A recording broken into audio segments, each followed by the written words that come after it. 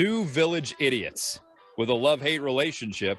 See, you got fat. So you still look like a 15-year-old girl, but not hot. Who can't stop arguing over Oklahoma sports.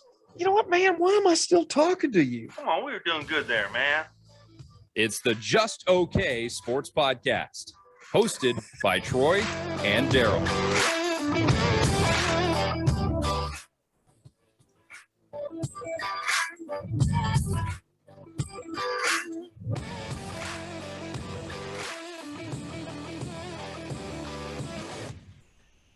Sooner Nation, Thunder Nation, we are back. This is the Just Okay Sports Podcast. I am your village idiot, Daryl. I am here with my brother, Jared, a.k.a. J. Rodicus, ZL1.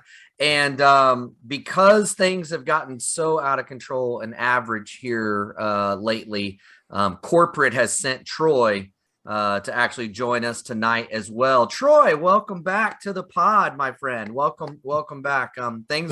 Things are just fine here, as you can see. And, we need to talk to the customers. The engineers don't understand the customer. So we need to be here to talk to customers.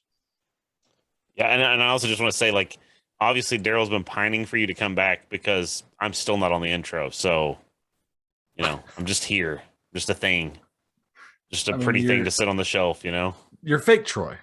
That's essentially what it is. Yeah. Yeah. That's fair. That's fair. Yeah. Well, okay. That's fair. By the way, what were you talking about just then with customers and engineers? What the heck was all that? You seriously don't know this reference? Don't care either. I love this is off to a great start.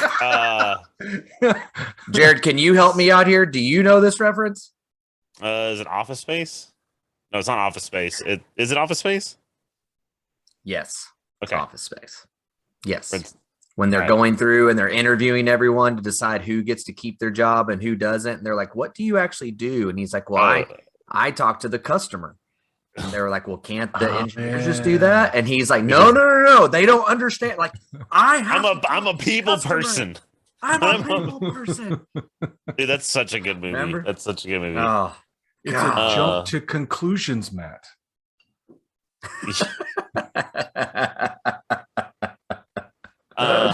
By the way, I just want to shout out real quick. Nemo's already in chat, already resubbed to the channel. Got to hug beautiful human being this weekend.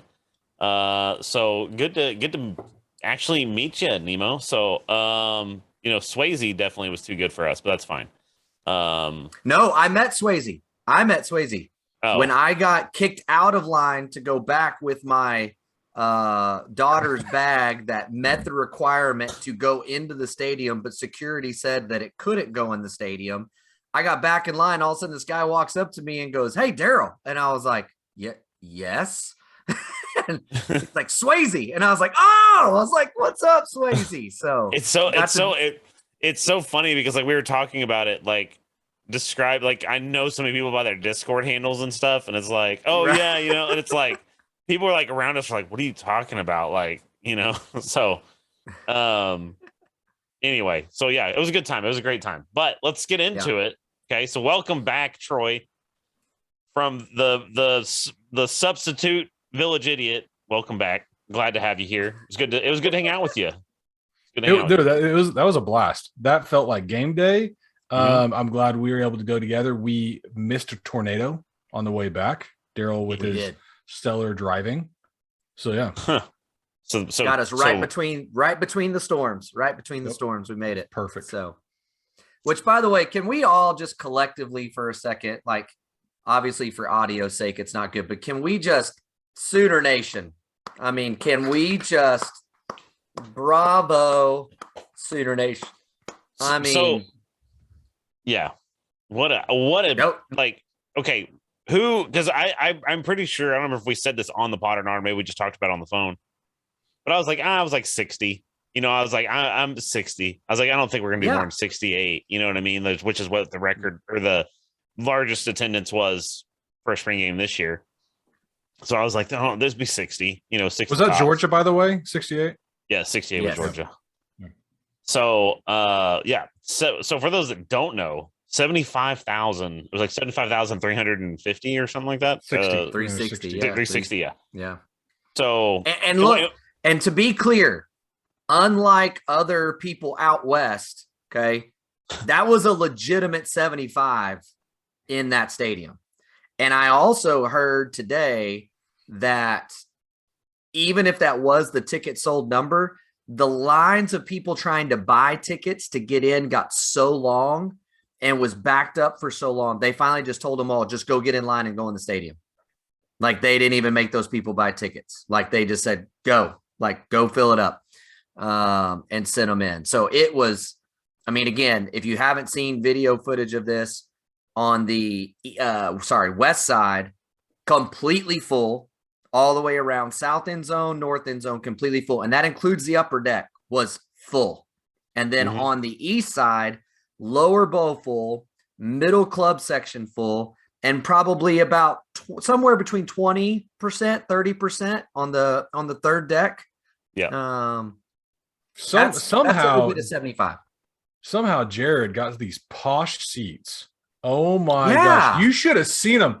They were some of the best seats I've ever seen in my life for 25 bucks. Okay. It was. I've got to reframe this because first of all, shout out to Travis Skull, who I found hilarious. Who is a man among the people. Yeah, he goes, I'm a man among the people. And then like 5 minutes later is talking about how he was standing on the sideline with like Sterling Shepard and Marquise Brown talking about their drip. And I'm like, bro, like you're not a man of the people. I love you, dude, but come on now. Because I spent 20. He didn't sit in your seats, bro. He came down with all of us peasants and sat down in the other seats. So while he may have some access, the man came and sat with all the rest of us while you were up there with Joe C. and crew. Yeah. And listen. Pastor.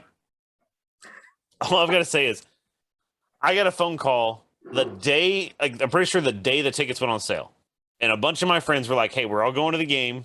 We bought the Mid-First Bank East Club seat tickets. So if you want to sit with us, that's where you got to buy. It's general admission still, but it's, club seats. And I was like, all right, cool. So like I got on and ordered them like the next day. It was $25 over 15, which I understand. Good Lord. Which I understand is by percentages a lot, but it's like it's $10. It was $10. And I called you and I said, hey, I'm going to get club seat tickets, like you should definitely try to get them. And I even offered, I want to make this clear. I even offered to buy your tickets because you said you didn't know if Logan and or Tal had anything going on that weekend. So I was like, hey, I'll buy the tickets. And that way, if you can't go, then I'll just have to give them to somebody else or whatever. And you refused. So you could have been sitting up there in the lofty seats and with the hors d'oeuvres and the there was no way, even if you bought our tickets, they were letting me and those kids past security to go sit up there with all of you people. I mean, they would have instantly been like, yeah, no, you go on back down there, buddy. Yeah. Here was a hilarious thing that happened though. So you have to get into the stadium. They weren't letting you up any other way besides elevators. I guess to control access to the club and all that. So you had to wait in line to get on an elevator to go up to your club seats. And so I'm standing in line. I'm at the back of the line. This dude walks in and he's 90 million years old and roughly, and is like completely decked out. I mean, whatever. And he like walks up and like the girl's like, oh, like, had somebody that was trying to like put people into lines. And she goes, yeah, just get in this line. That's fine. And he was like, oh, but I have suites, not clubs. I have suites. And she was like, oh, okay, just get in that line. She's like, it's everybody rides the same elevator for this. And like the look of dismay and disgust on his face, like I realized that even if I'm sitting in club seats, I was scum to that human. That man thought that I was scum. So he had to ride in an elevator with, and what's funny is he had to ride in the elevator with me. So I thought that was kind of hilarious. So, anyway. so the one many awkward moments I feel like on Saturday. One of them was you brought your friend Scotty, who I'd never met before. Daryl knew, longtime friend. First time, really good dude. Got to know him a lot more than I thought I would on this because we walk in.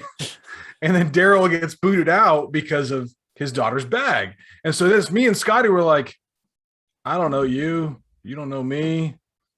what are we going to do? We're going to sit together. We're going to hang out. Well, let's do that. We went and got beers. We waited for Daryl. We got to know each other intimately. So it was awkward at first, but you know what? Scotty's a good dude. I liked him. Yeah, no, Scotty's a great dude. So glad he got to go with me. I'm sorry. I felt so bad because he called me like a week before the game, was like, hey, if I get general admission tickets, can I sit with you? And I was like, yeah, about that. Like, I'm in those other seats where you have to take elevators. I did sit. It wasn't like I sat up there stubbing our toes on the stairs on the way up to our seats. I sat up there with like six or seven people I knew. So it wasn't like I just bought tickets to be above everybody else. I went with a group of people. What is that like to have 6 or 7 people that can buy those kinds of seats that you can just hang out with? I mean, he lives in a different world. I mean, again, you and I was chilling with Travis. Don't call me corporate. I'm chilling with Tattoo Baker. I'm chilling with Travis Skull. I'm chilling with Sooner Football Fans podcast guys. None of us are up there, so I don't know what kind of people that are all on your row. Elon was gonna make it, but he said he needed the $25 for Twitter, so he had to pass this year. So he said he'll make it next year. Oh, dude, the other cool thing this week is the meltdown of people. I won't get into it. I won't go into politics, but we're not going down that road. But hey, for real. So to circle back, Sooner Nation came out, man, and set the tone, made a statement. And then even the university, the video they did just like a game day, man. They had the NFL video stuff going.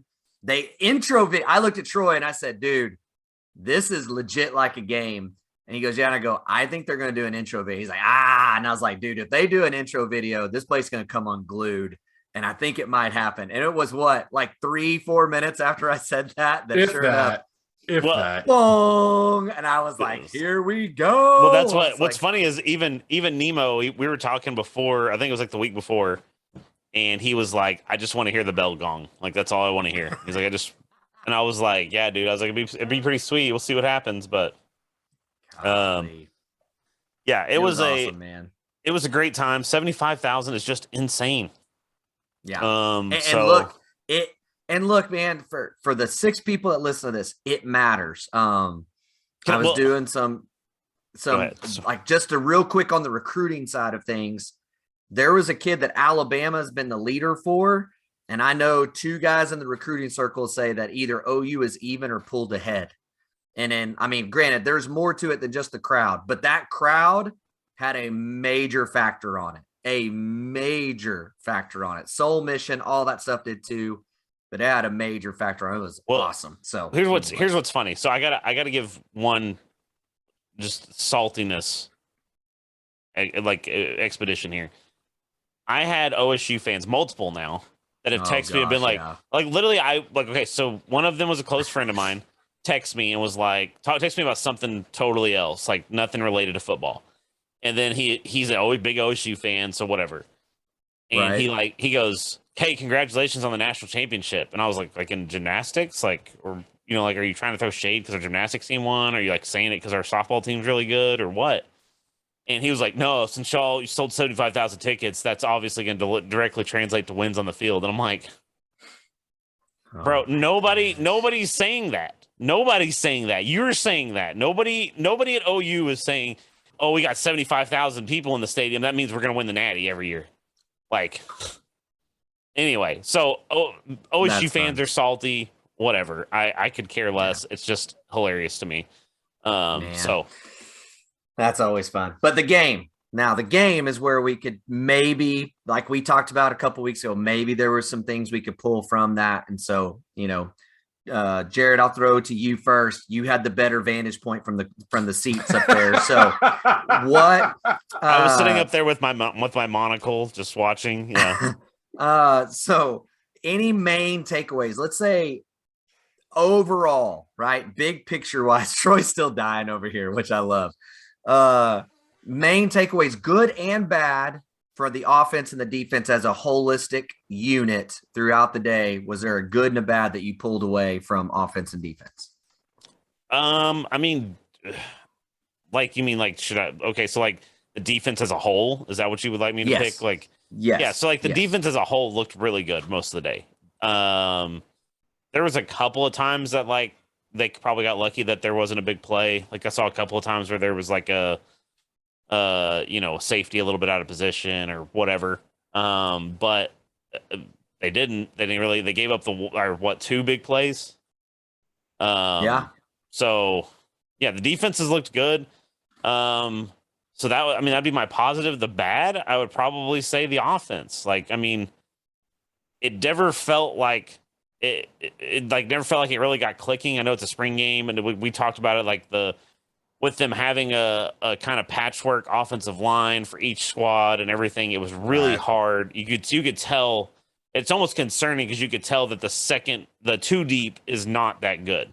Like the number 2 guy is not nearly as good as the number 1 guy at any position, is what it felt like. And so, it was just not very consistent. And had some bright moments, but for the most part, it was kind of like, eh.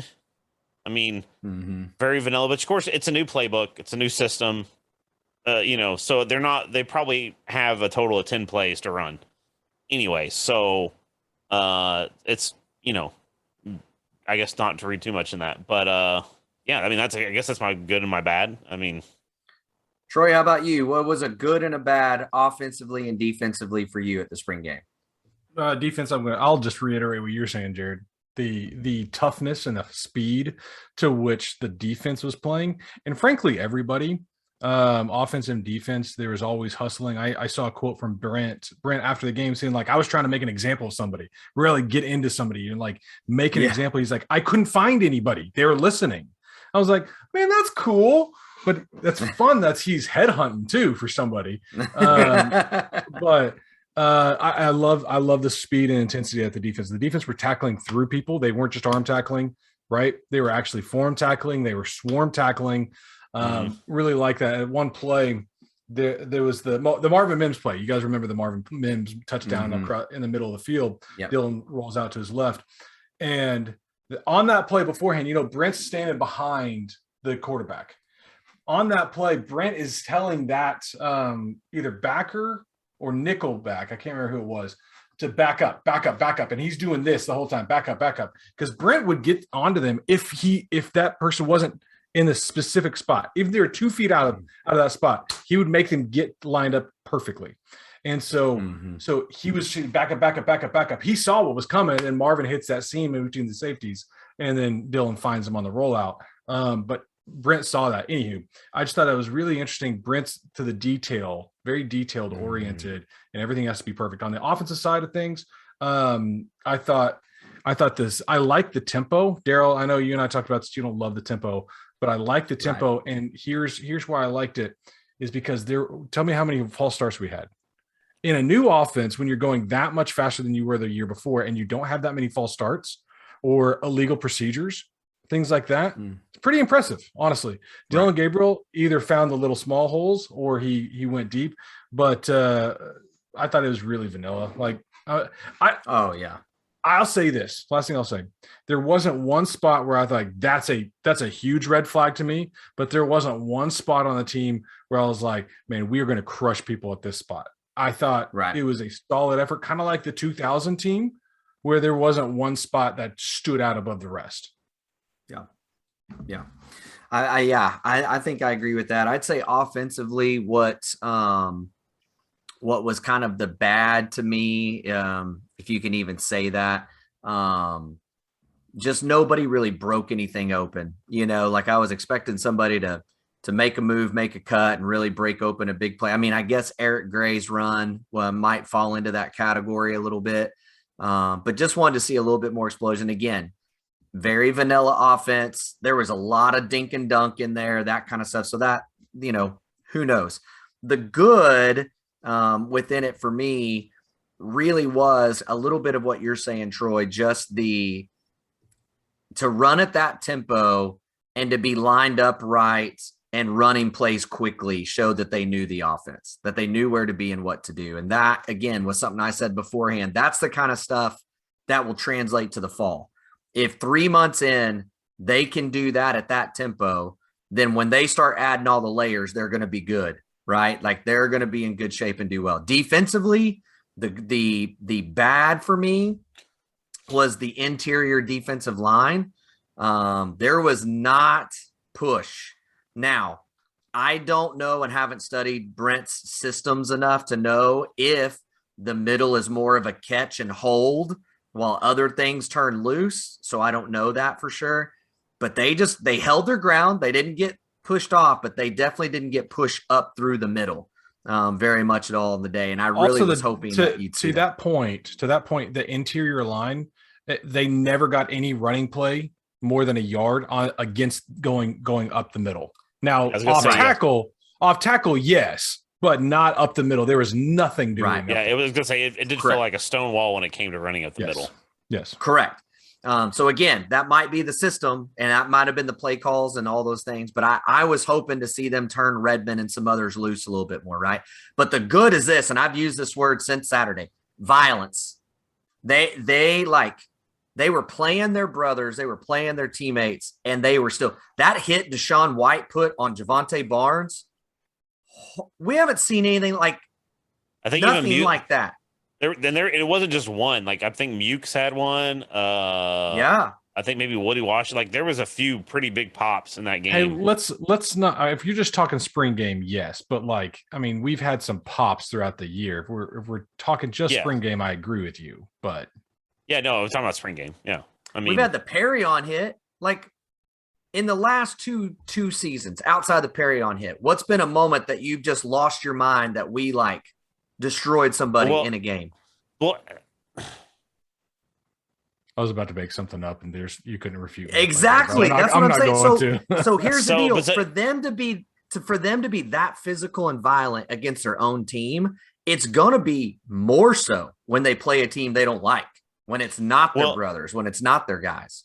Well, okay, so but it's kind of like honestly, watching this game, it kind of made me realize. So like, obviously with under Grinch, you had Speed D, right? But it's like it always felt like people were slow to get to the ball, right? Like it always kind of felt like people weren't moving as quickly as they should even. And you know what I mean? Like it just never, I don't know. It just never really translated to me to being a speedy defense. Like it kind of was. And it kind of was just like, it was just a weird shifting defense.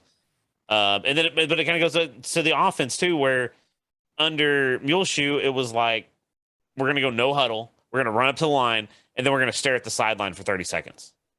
And then nobody's going to know what to do. And we're going to have to call a timeout. Like, how many times did that happen? Or how many times would they do that, have 30 seconds, and then they would get a false start? You know what I mean? Like, really, honestly, like, watching it, as I would say the offense did not look stellar by any stretch. In a way, it looked fundamentally better, right? Correct. Like, it looked more sound than it did before, in my opinion. Yeah. In the last year, like we said, especially. And that's in the spring game. I think you could say the same of Lincoln's offense. They didn't look stellar, right? There was nothing super special. At spring games, man, it's like you said, it's 10 plays or less. And I mean, like the lining up with the tight end and the slot and the wide receiver out and just running hook routes if they were 8 yards off, and then going deep and running a post route if they were tight. I mean, they ran that play 30 times in that spring game over and over again. So, it is what it is. But for me, those were the big takeaways. Now, more specifically, Troy, give me a player on offense and a player on defense that stood out to you. And by the way, I'm just going to do this. I think we would all agree the defensive MVP of the day was Marcus Stripling. I think that's I thought every time he was on the field, he was making an impact, and he was credited with 4 sacks on the day. That's a pretty good day. It was a pretty good day. Which we've been hearing that we've been waiting for him to break out anyway. So if you say the words "he's close" or "we're close," I will come over there and murder you. No, BV did in his press conference before the game said, "We have watched Marcus Stripling transform right before our eyes," and that's about as good a praise you can get from a guy that's pretty critical. And then I think the other guy on the offense personally that stood out as you're the best player on our offense was Marvin Mims. I mean, he was open everywhere. He had 2 long catches taken away from him because of not procedure, lineman downfield plays as well.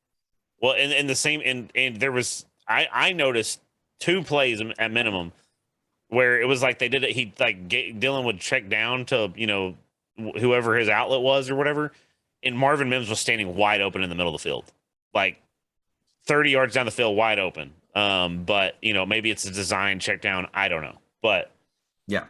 So anyway, I would say those two. But Troy, pick your people. No. Daryl, you said Troy, then you just took it away. You keep going. I didn't take it away. I said I think those two players. Now you know what it was like growing up with him. Don't worry about. Let's not mention the guys that were basically considered the offensive and defensive MVP. I was gonna say Marcus, but that's okay. Whatever. So because it's the easy answer. But I'll start on offense. Quick shout out, honorable mention to Theo Weiss, seeing him back, seeing him making plays. Yeah. Man, I'm hoping he's the 1 5-star out of Lincoln Riley's recruiting classes that actually does something good. Yeah, his 5-star. Tell me a 5-star. By the way, I asked this to Daryl. Tell me a 5-star that has actually panned out for Lincoln. I 100% agree with you. Yeah, it's ridiculous. Caleb's the only one that you might be able to say that. You can't yet. You can't say that on him, and frankly, you can't say that on Spencer either one of them. Right. Well, yeah. I'd say Spencer did not work out. I mean, even if he has a good year this year, he did not work out. So on the offense, I'm gonna say they're trying to get the ball to Farouk and Jaden Gibson a lot. Jaden had the 95-yarder. But I think our skill positions are going to be just fine this year. We go 5 deep at wideout. We go, honestly, with Marcus, we go 3 or 4 deep now at running back, possibly, because that JUCO transfer, I forget his name, he didn't look bad, y'all. He did not look bad. But I guess my standout would probably be, man, I watched him all day. I'll just go ahead and say it, Dylan. It's a cop-out answer, but I liked his command of the offense. I like the ball jumps off of his hand. He has got the velocity, right? He had a couple of accuracy balls, whatnot, that could have been a little bit tighter. But he had some maneuverability, some escapability, pretty decent awareness in the pocket for the most part. No, I don't think he's going to be a Heisman winner, but I think he's going to be very good and good enough to win the Big 12 and possibly let's see where else it leads. So I'll say Dylan. And I really liked what I saw out of Ethan Downs on Saturday. He was making plays. He was moving side to side. That dude's got a motor, kind of like Danny, kind of like the Winter Soldier. I just kind of I like those high motor guys. Yeah. So what's funny is we were standing outside the Switzer Center or whatever, and my buddy Scotty, who I still contend looks exactly like Danny Stutzman. Danny Stutzman came out. I was like, dude, does that not look like you? Like, it's a spitting image, bro. Danny looked right next to him. Y'all look the same. Anyway, so my picks I'm gonna go defense first. Is gonna be Danny Stutzman actually, and the reason not because he was the most outstanding player, but he looked so much more of an instinctual player, right? Like it felt like when you watched him last year, when he would play, it was like, it kind of like he had that like hesitancy, and it's like, man, when you're a linebacker, you can't have any hesitancy. Like if you miss the hole, you miss the hole. And this time there was about 3 or 4 plays I can think of. There was one that he blew up by himself, and he just he got shot out of a cannon and immediately hit the running back. So that's going to be my guy. That's going to be Stutzman and he's one of my favorite players on this squad just because of his goofiness. But my offensive pick is going to be Javante Barnes because true freshman. I didn't think that he had a stellar game, but considering like he got popped a lot, like he was probably the hardest hit guy on the field, and never like he was the one that got hit by Deshaun White.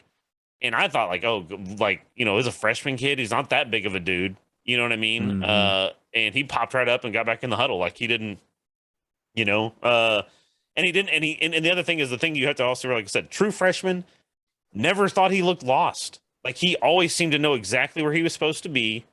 And again, it kind of goes back to, what we like at the end of season, our running backs were still going like, am I on the left side? Am I on the right side? Am I spread? Like they had no idea. And I understand that it's more of a vanilla playbook and all that. That's not a great one-to-one comparison, but at the same time, at the end of the season, you should have better form, and we didn't see that. So seeing that out of a true freshman is just awesome, I think. So that's my pick. I love it. I told Troy at the game, one of the guys that stood out to me that I was very curious to see what would happen, because I feel like they have been super athletic and all those fun things, but they've never put it together, is David Agwebu. And dude, I'm telling you what, if you go watch the replay, that very first drive when Gabriel did the zone read and everybody thought he scored, you know what I'm talking about? But like, it was the whole blue jersey thing. And so you can't, as soon as he's touched, he's down. If Agwebu goes 100 miles an hour, Gabriel does not play this season. Agwebu's the one who makes that play, and he sniffs it instantly. And he gets right there and goes and just stops. But if he goes through, Gabriel dies, like right there. His career is over. And he looked, like you said about Stutzman, he looked instinctual. He didn't look like he was guessing. He knew where to line up. He knew where to be. He just looked great. And with his athleticism and his size, if that can be him, wow, that could be huge for this defense. Offensively for me, man, that one is tricky. Just to go somewhere different, I'm going to say that the guy who stood out for me, and this is not probably fair because he only played like 3 plays, Eric Gray. I mean, he touched the ball, I think, twice and went for a 60-yard run. Yes, Troy. Did you feel like last year Eric Gray was like, if he was breathed on, he went down? Because I didn't. I did not feel that. What I felt like was this. When he had green grass to run to, he made extra cuts instead of just going to green grass, which inevitably led to him being tackled, right? Because if you're trying to make a move and somebody makes contact with you, that gets tricky, right? But if he would have just run, I think he breaks a ton of those tackles. It gets going. And like the run he had, got in the hole. It was filled by the front line, like we talked about, that stone wall. He makes just a little hesitation move off of the guy coming off the edge and then explodes and goes. And then even when people got around him, he wasn't trying to cut back inside. He wasn't trying to he just ran until they tackled him. It felt like an instinctual, like he was playing instinctually. Just like I said with Stutzman. I think I'm telling both sides you, of the ball. Watch Eric Gray last year, and so many of the times he gets tackled, like you said, it's like he doesn't even understand. There's a guy on his left side, and he's got green grass to the right, and he decides, I'm going to try to cut left just to be cute, and it just runs right into the guy as opposed to going to green grass. And I don't know what they've done to free him up from that, but I'm with you, Jared. He just felt like he had a good feel, Yeah. So, I think he's, like I said, it feels like both sides of the ball are much more speedy and instinctual than they were under the previous regime. So, yeah, no doubt. So really quick, just based on what you saw, Dylan Gabriel healthy, offensive line plays same to a little bit better, et cetera, et cetera. Can this team win the Big 12 title with Dylan Gabriel at quarterback? Jared, what do you think? I mean, if Brent Venables comes out at halftime and gives a speech like that, then yeah, we're going to win every game for the rest of he's never losing again. Which honestly, by the way, almost like emotional moment whenever he had the former players out there. I just want to shout out, like, it was a very cool moment to see him do all those things and then shout out every other sport on campus. And you know what I mean? Like you can tell he's really bought into being university first guy or whatever, an OU first guy. So really cool. But did you know the player on the field thing was improv? He had a script for everything and he improv'd that. Yeah. Which I loved. Yeah, it was awesome. So, but regardless of that, I mean, I think, I think they have a chance because, and I want to temper expectations because I still think this could be a 10-win team, right? Like, I think they could go 10-2 or whatever, but it's like, honestly, with the way the Big 12 is right now, who's going to be their challenger? Like maybe Oklahoma State, like maybe West Virginia, like, West Virginia's got a couple of pieces maybe, but it's like outside of that, it's like not really. I mean, I know everybody's going to try to say Texas. There it is. Literally took not even a second. Texas is gonna do Texas things. I still think they're not gonna be that much of a threat. So Daryl, yes. Yeah. By the way, speaking of Texas, remember we talked about a couple weeks ago the kid that got put on media suspension because he said that there were too many guys worried about NIL and going down to 6th Street and not trying to be a winning program. Remember that whole deal? Mm-hmm. And Sarkisian went after him and said he shouldn't be saying those things in public and blah. Remember all that stuff? Yep. And we talked about the culture issues. So did you see what the latest was that came out of their recruiting weekend? No. Please. Their big 5-star guy that Bijan Robinson gave the visit to goes, yeah, he's already driving a Lambo. This place is awesome. I so want to be here. It's like literally you have your players recruiting the recruits and the recruits saying the exact thing the senior dude just got put on media suspension for. Like, it's not about winning. Look at all the NIL money I can have. He's already driving a Lambo and he's only a sophomore.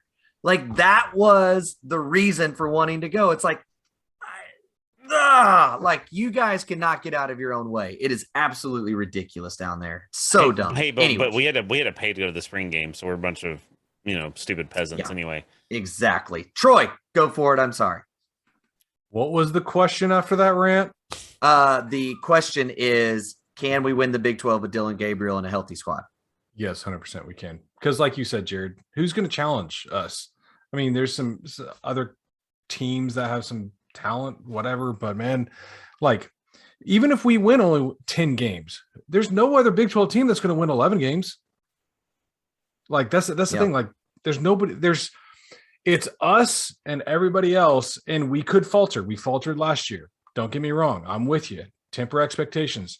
But realistically, there is nobody in our league when it comes to talent, proven quarterback, all that stuff.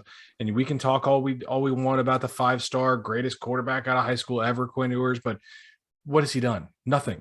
He transferred out from Ohio State because he couldn't get the job done, as highly touted as he was. So, like, I don't know, man. Like, don't ever sleep on Mike Gundy teams. I'll say that. No matter what goes on, that team plays hard. They've gotten better and better at defense, even though they lost a lot of players. Baylor, West Virginia, all play hard. Iowa State plays hard. Because I think you got to bring your A game with the toughness every single week, or else you'll run into Kansas. Sorry, Texas. So, gosh, love it. Yeah, love it. But anyway, I just, yes, I don't know. There's no team. There's no team top to bottom in the Big 12 that's I think as good as OU is right now, top to bottom.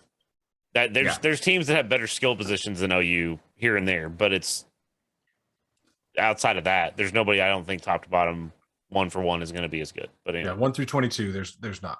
Yeah. And if the defense can be as with the whole playbook out there, if they can be as solid as they were on Saturday and get better, I think that the defense is going to hold us in a lot of games as well. Sidebar question: what's going to be the best offense in the Big 12 next year? Who's going to have it?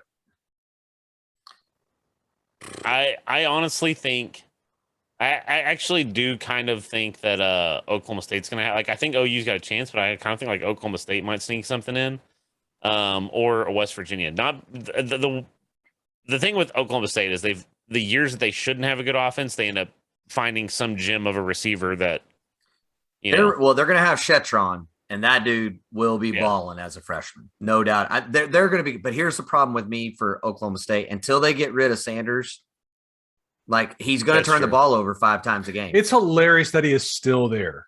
He is like, it's amazing, dude. Even at their scrimmage, he threw a pick 6 and another one in like the 5 series he played. It's like the dude just can't help but turn the ball over. Yeah, I mean. Yeah, I agree with that. But, yeah, I mean, I know West Virginia got some pieces, so they should be better. I mean, obviously, last year they were pretty inept offense. But, and, of course, you get Texas. Texas just has firepower, but it's Baylor? But, I mean, Baylor doesn't. Baylor defensively is going to be good every year. That's the thing with Baylor. Yeah. Like, they don't have to be good offensively. Dave Aranda. Who, in your opinion, right now, what would you say ends the year as the best offense in the Big 12? I like it's going to make people pissed, but from a talent perspective, this year I'd go with Texas. I'd agree with that. I mean, Worthy, Robinson, if Ewers is half good, I mean, they got that. Their offensive line might even still be trash again, but from a skill, like Xavier Worthy, dude, you get that ball like we saw last year on a bubble screen. He's gone if you don't get out there and tackle, right? I mean, Bijan Robinson, gone. I mean, they got talent. Can we just talk about how Texas couldn't have a traditional spring game because of lack of O-line depth? What? I was like, I didn't hear this. No, literally, this is what they said. This is what Steve Sarkisian said. We're going to do a different format because we don't have the offensive line depth in order to do a spring game. What, they just do a 7-on-7?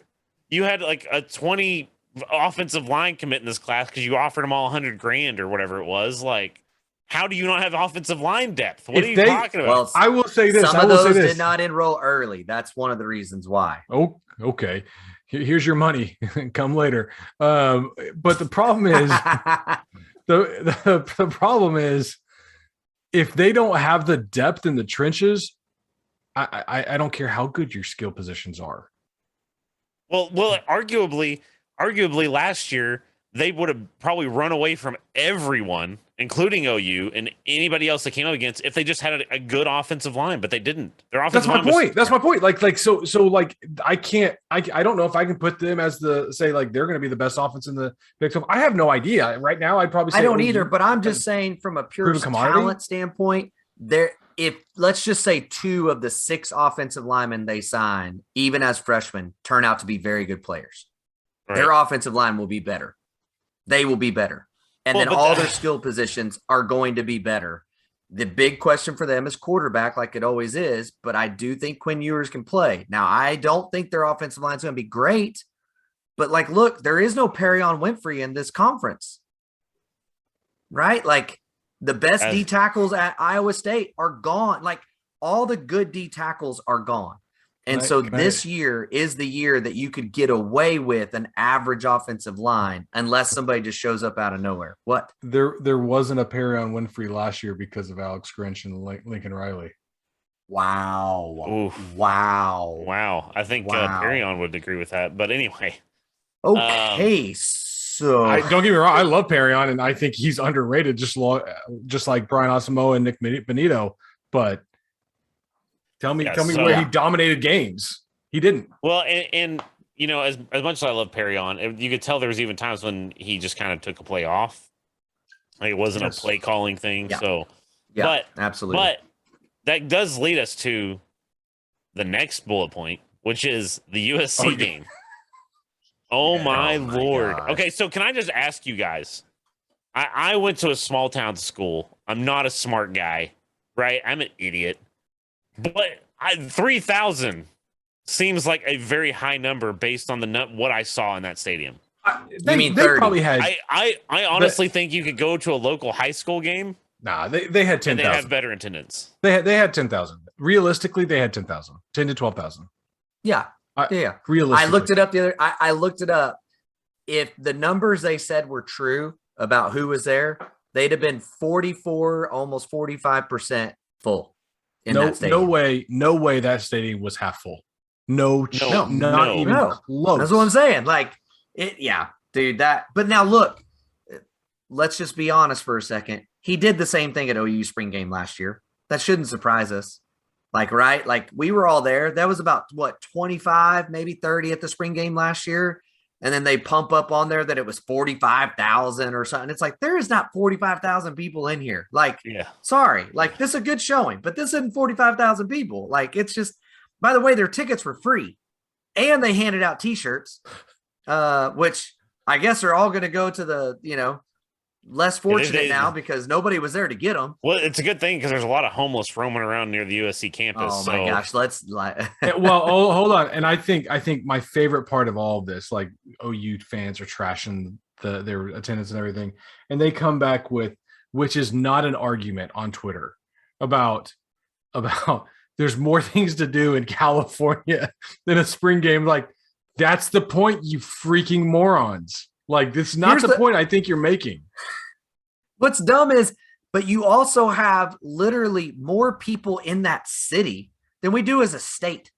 So you couldn't get like 0.2% of your population to show up to a free college football experience that y'all say is outstanding. And then Colin Cowherd, by the way, people say we're not a college. What do you mean we're not a college football town? Like, I've been there when there's 90,000 people when the team's really good. You just proved our point, Colin. It's got to be star-studded with superstars because nobody cares about USC. They care about entertainment. They're not there for the game. They're not there to support USC. They're there to see Reggie Bush because he's awesome, and so is Matt Leinart. And by the way, they didn't average a sellout even through those seasons. And here's the thing. LA is a pro sports town, and the fans are going to treat college football like a pro sport, right? Like if the team's not good, if the Steelers or whoever are not good, people just don't show up to the games. As loyal as the fan base is, it's not going to be a packed house, right? Like if the team's 2-14 or whatever at the end of the year, nobody's going to show up, right? Like it's going to be, look at the Panthers or the Jaguars. Like nobody shows up because they're not good. And so that's exactly like the point is you're right, Colin. Everybody's going to show up if they're really good, but they're not right now. And they may not be. LA is a Lakers town. Let's just be clear. Even when the Lakers are bad, Lakers are sold out. They're a Lakers town. Green Bay Packers, they could go 2-14. They're going to be at 90% capacity. I think the Steelers would be at 80 or 90% capacity. Yeah. But yeah, fair weather places don't. And that's exactly what you guys are. My gosh. So, I mean, like, it's just dumb, man. Like, well, I mean, they've got the Rams. They've got the Chargers. Both like what's funny about it is both those teams look like they could have a very bright future depending on how some things fall, right? Like, I mean, obviously the Rams just won the Super Bowl, but it looks like they could win more, right? Depending on a few things. And the Chargers are kind of stacked with young talent right now. So it's like people are probably just going to rather go see them than watch USC. Oh, and by the way, they gave Caleb Williams his own booth for his merchandise at the game as well. Probably his all own in the contract. Yeah. So if you gotta call back some of that NIL money. If you bring up Colin Cowherd again in any capacity, I'm leaving. I'm walking. I'm shutting off my computer. I'm done. So that's it. There's your card. Like that's your emergency button. That's your okay. I got it. Hey, I am gonna send you something where a guy another LA sports radio guy completely trolled that name that you just said in a huge way. That's awesome. All I'm saying, he only does it now because his ratings got massively boosted once he started, trolling you. That's why we all know that. Clickbait. So can we just stop giving him the time of day so his ratings drop again? Look, talk about him all you want. Don't retweet, don't comment. That's the biggest thing. Don't do those things. Talk about it all you want. Unless you go see Dvorak.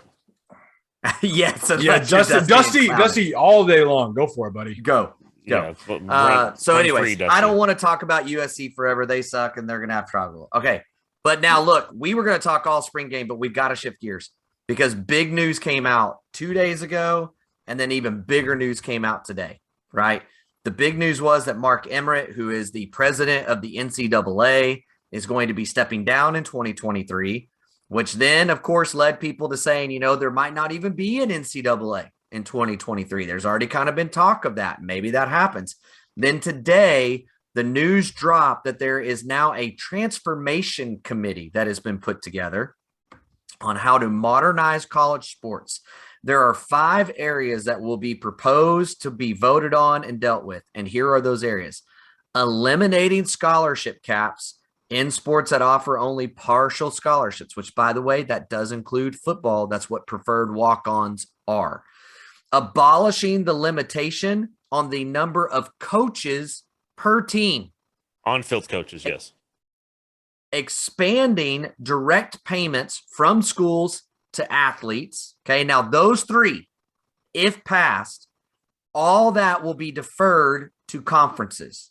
The conferences will make their own rules for all those things. Now, the other 2 things are reconfiguring recruiting calendar, which it has been reported that the new recruiting calendar is simply going to be this. There is no dead period. There is no dead period. There is no evaluation period. It is just straight up recruiting 24/7. And then the last thing is implementing closed periods for the transfer portal. So there would actually be a season within the year that no one could enter their name and exit out of the transfer portal. So with all that going down, are we seeing the final days of college sports as we know it? Jared, go first. No. I mean, to some degree, yes. Like as it sits now, sure. I still look at some of this and I think, I mean, eliminating the scholarship cap, I can't see happening, right? Maybe they raise the number of scholarships, but I can't see them just totally removing it. And like the number of coaches per team, like, yeah, that's sort of something, but it's like, it's still kind of like, you're still going to naturally have a certain set of number of coaches, right? Like, there's probably not going to be a team. If a team has 45 coaches on the sideline, it's not going to help the team win, right? Like, you can have half that number and it'd still be just as effective because it's diminishing returns at some point. So I don't, that is what it is. And then expanding payments to direct payments from schools to athletes. It's like some of that stuff I think is just naturally where things have been progressing.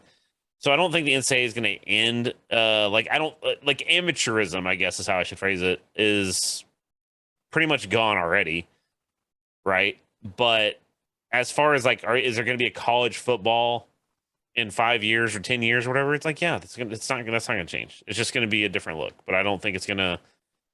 I think the NCAA will still be around in some capacity doing its thing, but it's going to be less of a regulatory thing and more of just kind of oversight, kind of is how it feels. Okay. So yeah, that's how I feel. Troy, what do you think?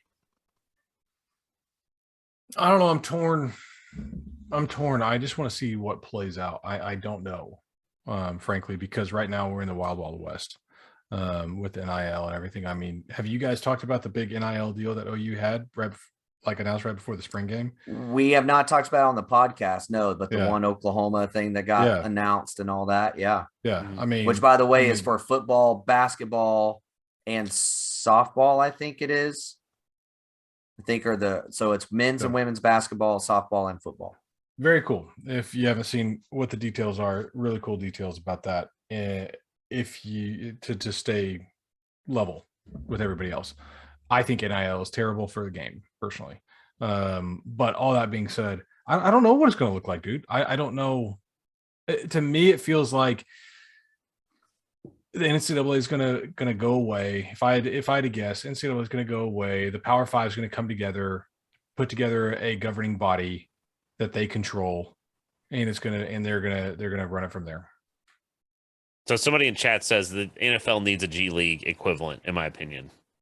So I think he's kind of saying like that's what's gonna be, and it's like, yeah, it's kind of already that. It is that. That's what college is. It's with very few exceptions. There's not a kid that's 18 years old that can go play in the NFL. Like Adrian Peterson could have, right? And maybe Maurice Claret could have. Yeah. Not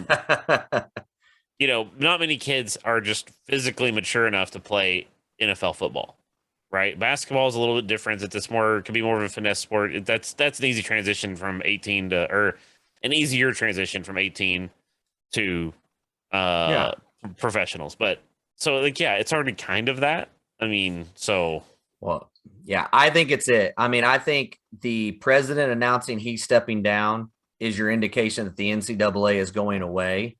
I think them trying to, somebody was even saying, why would they let these details out? I think they're letting these details out to let the administrations know, hey, this is all about to be on you. It's going to be up to you guys. And, Sunshine and I went back and forth about this in Discord today. If this goes through and they try to keep it in the college rank, you are going to see massive amounts of non-revenue sports disappear, which means lots of women's sports disappearing, and they are not going to cap scholarships. Do you think if Nick Saban had 10 more scholarships, he could fill them? Yeah. And if you do that across the board for just, let's say, 60 teams, that's 600 scholarships that aren't going to G5s, that aren't going to D2 schools, which means the university now is putting 10 more people through, which is costing them money to do. And then look, you think Nick Saban's going to go, hey guys, just give me 2 more coaches, just 2. No, he's already proven that. Like we said, why would you need more than this many coaches? He goes and hires 35 analysts. Like he's going to hire every coach. If Nick Saban could have a guy assigned to every kid on his team, he's going to do that. They're going to have team sessions, and then each guy's going to have a one-on-one trainer that does everything with them. And guess what? The other programs can't do that. They can't do it. But you know what? No conference, like everybody keeps trying, the Power 5 are all going to get together. They've already shown they don't want to do that. The Pac-12 and the Big Ten's little alignment deal to vote against playoff expansion because they don't want the SEC to get ahead. So what do you think is going to happen? The SEC is going to get together and go, we want 15 more coaches, right? And then the next conference, well, we want 16 more coaches. Well, then the SEC is going to go, we want 8. And it's just going to keep going like it is right now. And then guess what? It's all going to fall apart because if you try to keep it housed in schools and attached to a university, then you're going to have to cut women's tennis, men's golf, women's golf. You're going to have to cut all those sports to pay for all that stuff. And eventually it's still going to run out. And what you're saying is what's going to happen. College football will die and a G League will be formed. That's what will happen is kids will go straight from high school into a G League that they have to stay a part of for however long before they go to the NFL. And that's the way it's going to go. And college football and sports, wrestling's going to go away. Track's going to go away. All these Division II football is going to go away if this really keeps going the direction that they're talking about it going. And even the NIL, Troy, I'm with you. It's terrible for college football, but at least right now, the one rule they have is this: the university can't pay the player. There is no pay for play. And now we understand that people are circumventing that, right? We get that. But the university cannot sit down with an athlete and say, we will pay you this. If the NCAA goes through with what time they have left and they abolish all those things, like you want to talk about a wild, wild west, it's literally going to be the SEC playing its schedule, which luckily we're in, but there's going to be no rules to it whatsoever. Like there's going to be nothing, and it's going to cripple other sports and other parts. And eventually they're going to keep trying to grab for so much money. It is going to turn in to something. That's why the NFL exists, is to have a governing body that says, can you imagine if the AFC North, for instance, just said to the rest of the NFL, hey, we're going to hire 10 more coaches than what everybody else does? Like the NFL would break down. Like it doesn't work. Or we're going to expand our roster from, 50 whatever players to 80. Like, again, the whole NFL would break down. And that's what they're opening the doors for this to be. And it was the same with NIL. We all said it. We wish guys could make money off their name, image, and likeness, but it's going to get out of control. And that's what's about to happen. Yeah. I mean, we'll see. I mean, I think if it is, it's going to be, I don't think it's going to happen within the next 5 years. I mean, it could, but then why is he announcing that he's stepping down in a year? I mean, those things just take time to happen. Right. I mean, it's a huge upheaval of what the status quo is. And like I said, in some way, the conferences know like they can't just stand on their own and have the same level of success. Right. Like the SEC can't just play the SEC and say this is football. Right. And the Big Ten can't, and the Pac-12 can't. They're going to, and when they keep adding teams, though. Mm-hmm. Yeah, if they keep adding teams, then sure. Then like I could see if they went and picked up like Clemson and Florida State and whatever, and started and built a giant league. Then okay, but then it's going to be college football. It's just going to be smaller number of teams, governed by the SEC. Governed by the SEC. That's what's going to happen. But we'll see. We'll see what happens. But let's get on to something else. Because you've already ran it away all of our time. So I can see the pain in Troy's face already. Troy's been done for like 30 minutes already. Mr. Corporate's tired. He's ready to move on. So let's talk some NFL draft. Boys, just a couple questions here. Number one, who is the first OU player off the board in the NFL draft? Winfrey. Ooh, Wow. Both of you. Snap call. I'm going to go Nick Bonito. All right, cool. You're wrong. I think it'll be Nick Bonito for me personally. I think edge rushing is still the main premium, and he's one of the best in this draft, I think, on that end. So, Daryl, we had our rookie draft. Totally off subject. We had a rookie draft. I went with a completely different strategy, Jared, because we're going 2 quarterback system in our fantasy league. Oh, and God, I hate that. My buddy ripped me for my strategy. I went totally different this year. Ended up going with 2 quarterbacks in my first and second round picks, even though the quarterbacks kind of aren't great this year. Malik Willis is a Konami code. Okay. He's a cheat code. Okay. Yes. We'll see. Yeah. Anyway, I'm excited about the draft. I love the NFL draft. I'm more excited about the lot, which is crazy. I'm more excited about the lottery ping pong balls. What is it? We're going to go. You're about to unload on us for that, but let me ask a second question real quick about the draft. How many OU players do you think go in the first 4 rounds? Let's ask that.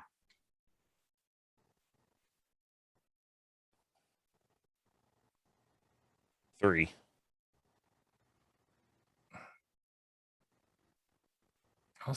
I'm going to say 3. Over under on 2.5. I'd put the over under on 2.5, honestly.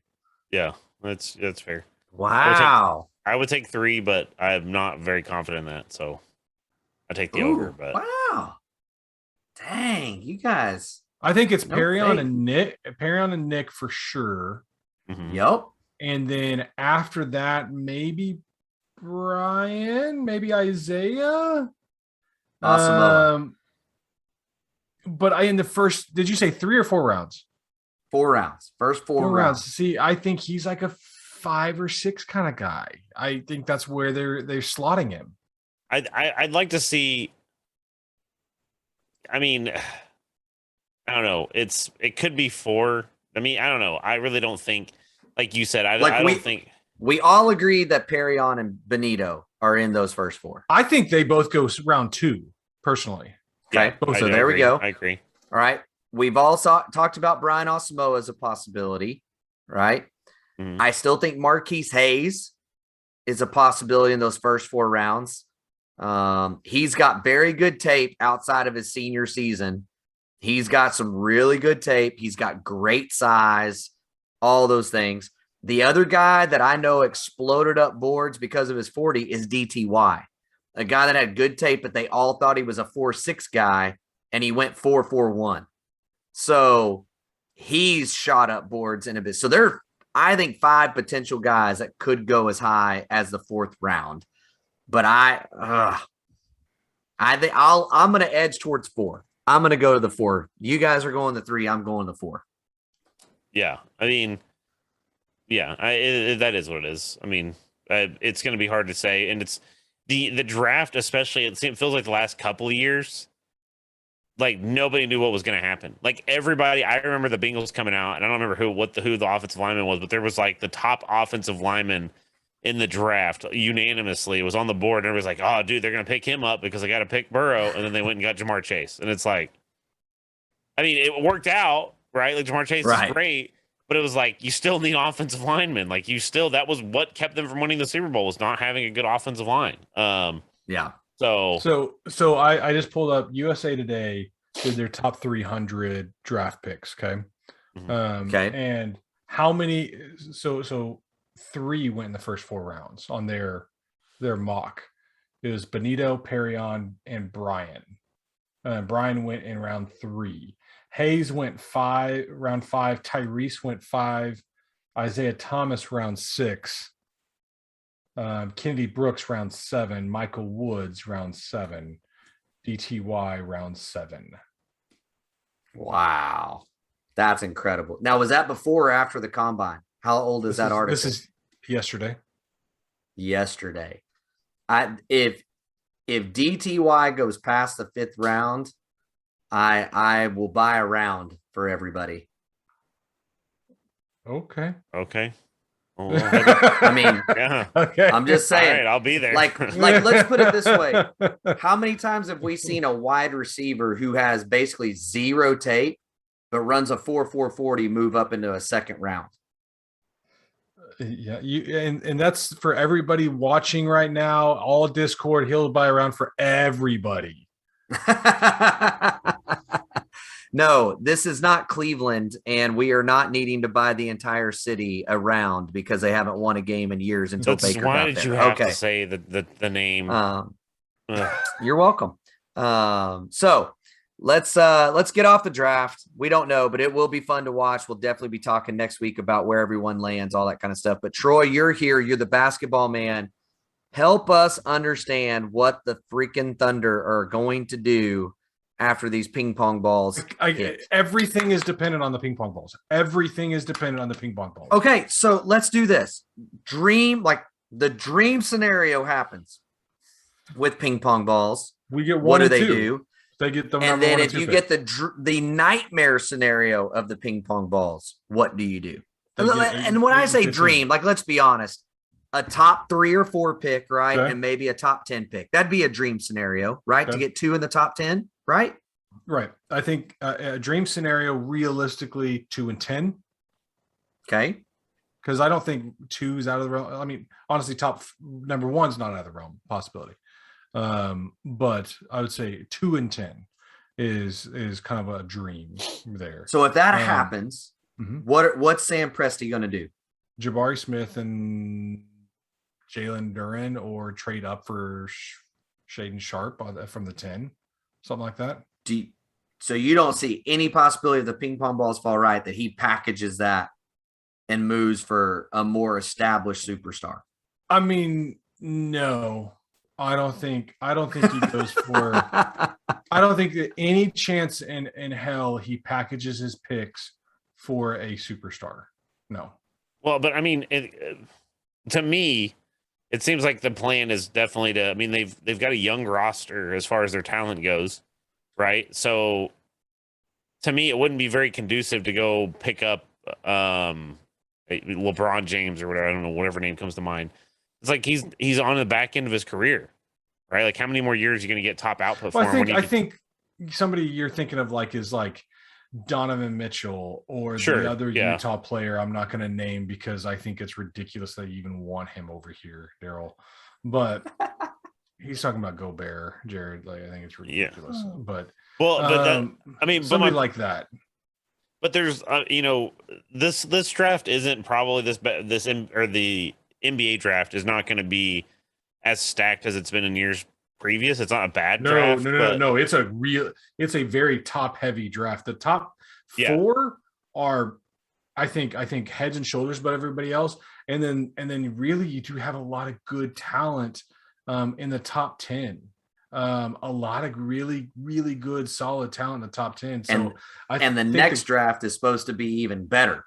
Yeah. Right. Yeah. So Presti knows that he's got to draft 5 years from now. Like, he knows what's coming for the most part. Everything changes, but like, he's scouting. He's not going to throw away his future for a Rudy Gobert. Well, and here's the thing. He's also going to, he's got like 5,000 picks that he can use as equity and to package up. And if he wants to say, I want to try to get a top pick next year or whatever. So that's the brilliance, is he has such a high number of picks that he may have to give you 8 picks for you to give him that pick, but he's got it. Like, he's pick rich. Look, and but see, that's for me. Like you were saying, like, why go trade for somebody like? And granted, I'm not talking somebody that's done, like Carmelo Anthony. They're done, right? Like, they were a superstar. They haven't been in a really long time. Rudy Gobert, Donovan Mitchell, oh my gosh. Why can't I think of his name? Damian Lillard.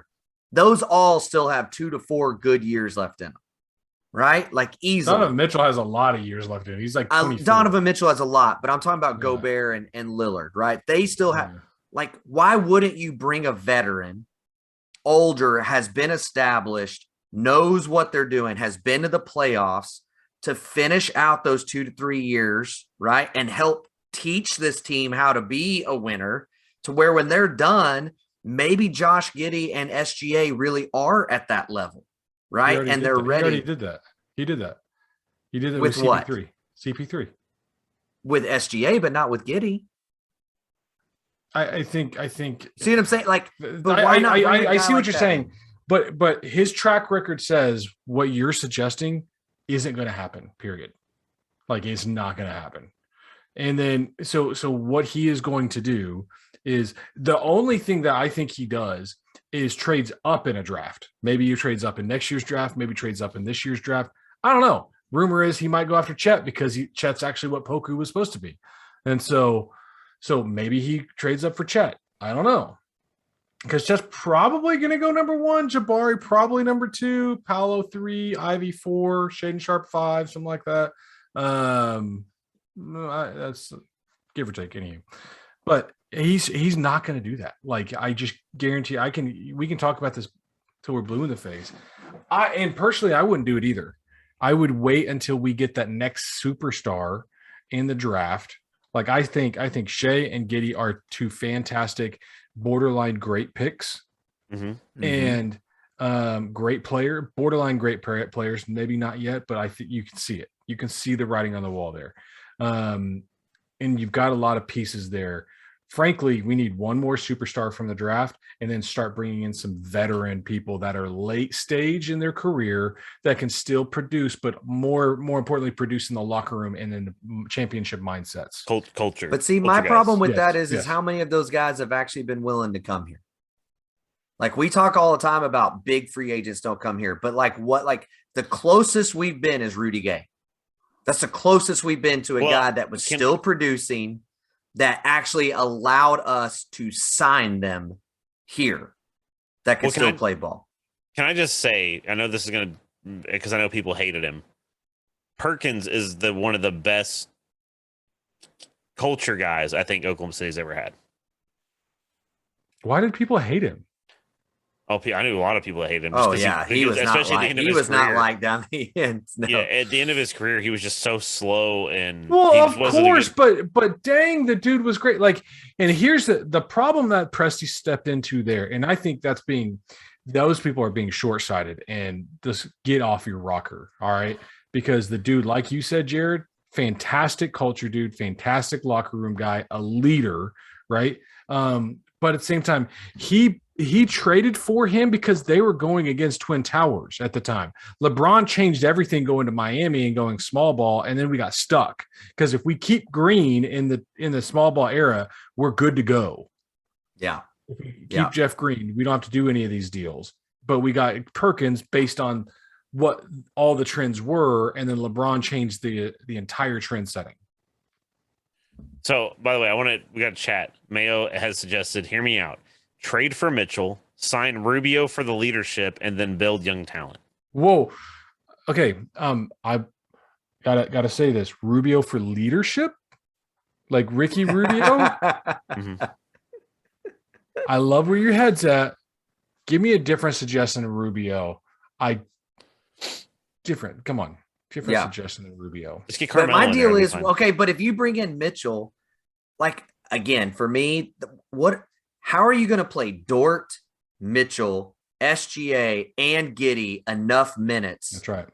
For that to be viable? Like, you're going to have to be willing to get rid of Dort and maybe even another guy, because another guy you got that looks like he's got something to him is Trey Mann.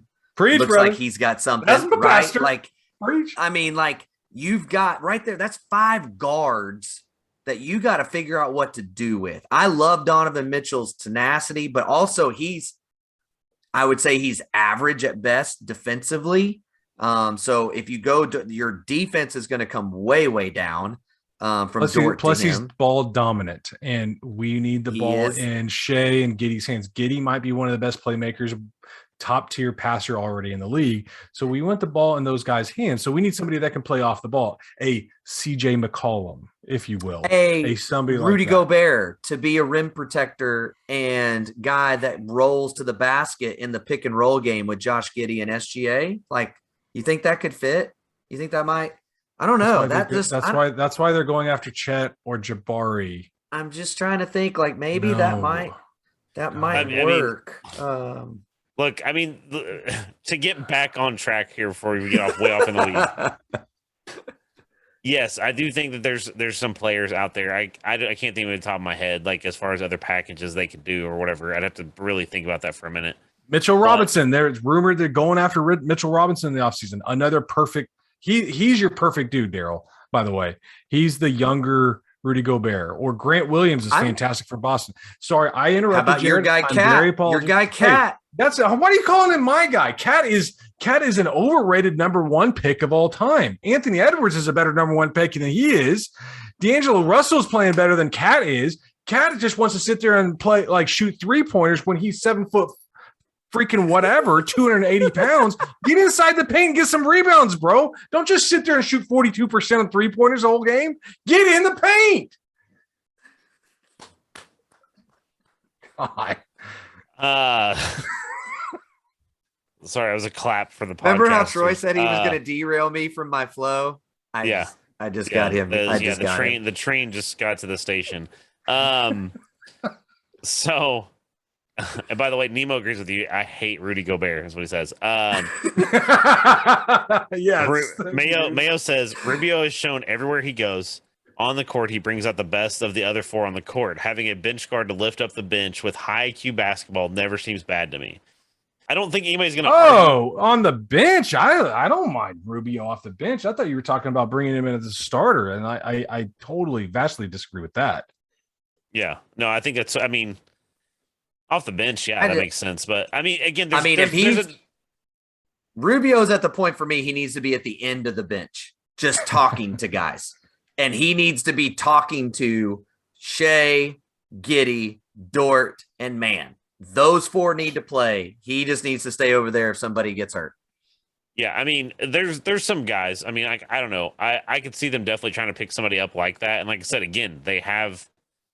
If you go pick up somebody like a Rubio, you may not have to give up a ton of equity of your draft picks to get somebody like him, right? Like I don't know. I would love a healthy John Collins on this squad. I'm a fan of John Collins. Ooh. I think he'd be nice. You put him next to Jabari Smith or Paolo Banchero, whatever, with our 3 guards. All of a sudden, you got the making of something pretty special at that point.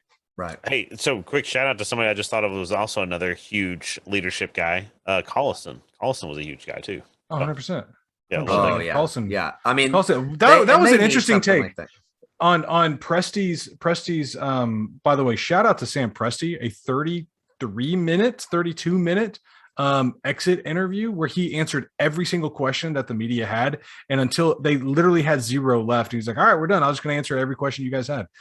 33 an hour and a half. It was a 33-minute start to that, but he said Nick Collison in that whole thing, Nick Collison was the only player from the Seattle Supersonics that did not request a trade when they came here. That's true. It's true. Although he did not like the weather when he first got here. But the Pacific Northwest to Oklahoma is a little bit of a shift. Yeah. The summers here would be a little rough comparison to that. Yeah. I just don't know, man. I mean, the one thing I think we can say that we know is going to happen this draft is what happens every time. He's going to do something no one expects. It is going to be something that will with the not ping be. Pong balls. That's just going to happen. We're going to get screwed. Yeah. Oh, that's just luck, man. They don't have control over that. Don't. I'm not playing this game with you, D. So I'm just saying, New York had a decent little run, and then somehow, some way, like they just keep getting right up there at the top, regardless of what the percentage is. But the largest market in the United States gets that. That's it's really fascinating. That's interesting. That's interesting. So we always like to wrap up the podcast by talking about some movies and Hey, Doctor Strange is coming out soon. Next weekend. Yeah, it is. I still haven't even gone and seen the Fantastic Beasts movies. New one is. Okay. Not either. By the way, Troy, so I haven't got a chance to look at this. Is there any legitimacy to this? Like Marvel might be doing something with Shark Boy and Lava Girl. Have you heard this? I don't want to hear this. No, I haven't heard this.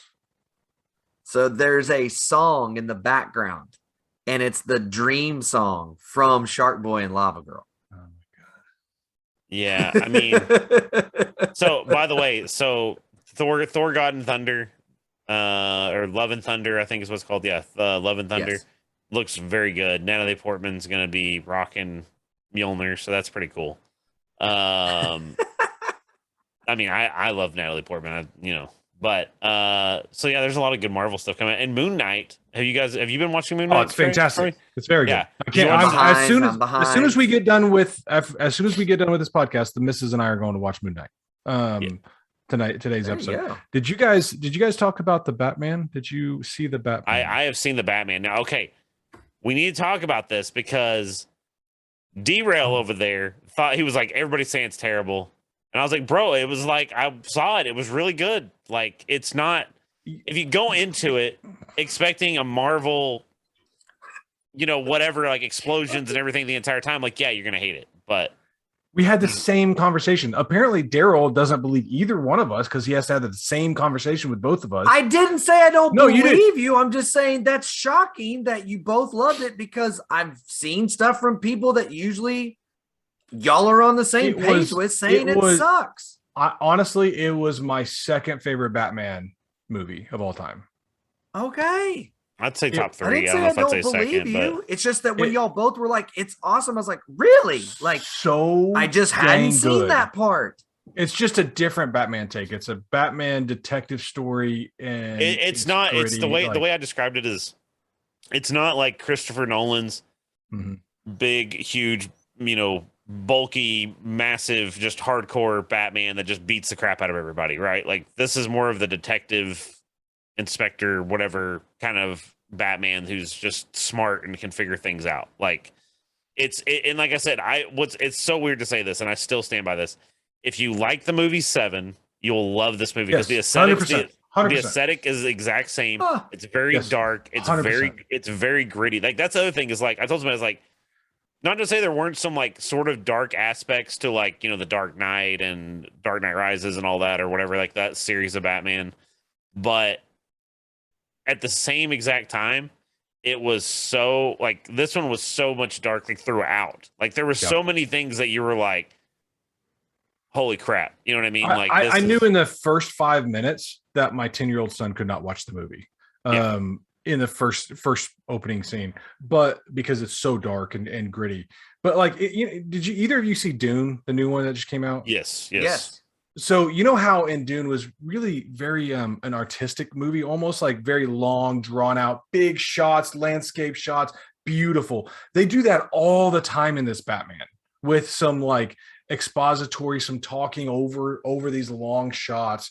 Very, very, it's supposed to draw out that emotion from you in this very artistic kind of feel of it. It's just it's a different take on Batman. I highly enjoyed it. They just announced a sequel with Pattinson and the same director again for the next one. Which if the after credits basically hinted that was happening. And so another thing somebody actually pointed out, I just saw this a few days ago. Like it reminded somebody of the Warshank scenes in the Watchmen movie. How it was like there's a lot of voiceover and a lot of like long, like you said, artistic shot sort of things. So the aesthetic of it is kind of like that. So but 100%. It was really, really good. I enjoyed it. I'm pumped for another one. And then there's, like I said, we've got tons of Marvel stuff coming out now. Moon Knight's been really good. It's impressed me. Today's episode is really good, Troy, so you'll enjoy it. Can't wait. And new Halo comes out, and Halo's been good. Last thing I'll say is a show that I just finished watching and was super. If either of you have Apple TV Plus, Severance. If you haven't seen it, check it out. Adam Scott, directed by Ben Stiller. No joke. It's like kind of like a Lost kind of show, but it's very mysterious. You don't know what the heck's going on. You already sold to Daryl. And then if you want Yellowstone combined with Lost, go watch Outer Range on Amazon Prime. Yeah, he brought that up. I still have last night. It is so good. It is so good. Okay, so I was a big Breaking Bad fan. Yes. And so I just started watching Better Call Saul. I'd never seen it. I'm already like on season 4 or something. So I'm pretty. I just started watching season 4. Well, I started watching a couple weeks ago or whatever. But It's been pretty good, so I'm pretty pumped. But that's the next show is I'm probably going to watch Outer Range or whatever that was called. Outer Range is good. Yeah, It's I need to go play some Elden Ring now. So that's awesome. All right. Well, dude, I mean, it's the entertainment side is about to go nuts. The Top Gun Maverick movie coming. We need to plan a Just Okay Sports Podcast movie trip to the theaters to see that together. The Top Gunner. What? Oh, the Top Gun Maverick. Oh, heck yeah. Yes, please. Yes, please. I get more and more excited about that one, so I'm down for that. Let's text, see if Nemo can meet up with us and go. Yeah, Nemo, come down to the Warren or wherever we go. I don't know if we'll go to the Warren. Warren's kind of not great anymore, but anyway. Hey, they still got a huge IMAX screen, so that's all. The IMAX is great. It's just this. Hey, Jared, have you been to the Flicks Brew House over there on Broadway? No, I've not. I've heard good things. I've not been though. They craft their own brews over there. You get a server at any point during the movie. It's fantastic. Get your own food. Tickets are cheap. They're like $10 maximum. The food and their beers is where they get you. That sounds like a great. So that's what we should do. We're going to go watch Top Gun. I'm going to get absolutely wasted and just feel the judgment from Daryl for the rest of my life. Not true. Troy will tell you, I will not judge you for the rest of your life. Just for the month. Yeah, 30 days most likely. So again, if you've enjoyed this, please don't forget to like, subscribe, follow, do all those different things. Leave a comment, a 5-star review if you would. Man, what a full week it has been. What a good week it has been for Sooner Nation. It's been a really good stuff. We are having a great time talking about all of it and taking part of it. We hope you are too. I am Daryl. I'm Troy. I'm J-Rod. And we will talk to you guys later. Bye, Baker. Cha-ching, it's on the money ball. And you can unhitch the wagon. Put the ponies in the ball.